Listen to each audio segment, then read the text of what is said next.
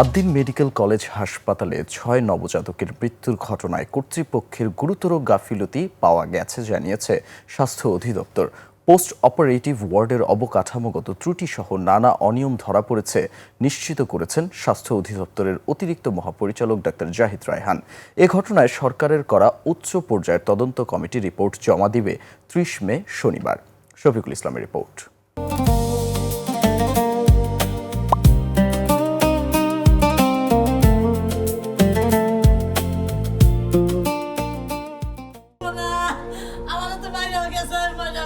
রাজধানীর মগবাজারের আদ্দিন হাসপাতালে গত ২৭ মে বুধবার পোস্ট ডেলিভারি অপারেটিভ ওয়ার্ডে মৃত্যু হয় ৬ নবজাতকের।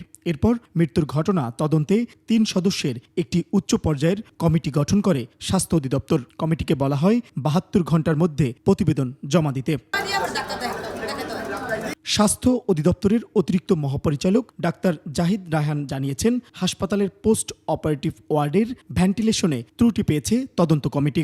৬ নবজাতক মৃত্যুর ঘটনায় হাসপাতাল কর্তৃপক্ষের গুরুতর গাফিলতি ছিল। তাদের কাজের গাফিলতি আছে, তাদের পোস্ট রুমটার স্ট্রাকচারের যে ত্রুটি আছে, এরকম রুমে কখনো পোস্ট অপারেটিভ ওয়ার্ড হতে পারে না। ৬ শিশু মারা যাওয়ার ঘটনায় তদন্ত প্রতিবেদন সাপেক্ষে আদ্দিনের বিরুদ্ধে কঠোর আইনি ব্যবস্থা নেওয়ার কথা জানিয়েছিল সরকার। যা কিছু বিভাগীয়ভাবে সম্ভব তাই আমরা করব। এ ঘটনায় ঢাকার রমনা থানায় মামলা হয়। মামলায় অবহেলাজনিত কারণে শিশু মৃত্যুর অভিযোগ আনা হয়। নিহত এক নবজাতকের স্বজন বুধবার রাতে বাদী হয়ে হাসপাতাল কর্তৃপক্ষের বিরুদ্ধে মামলা দায়ের করেন। শফিকুল ইসলাম, ২১ টেলিভিশন, ঢাকা।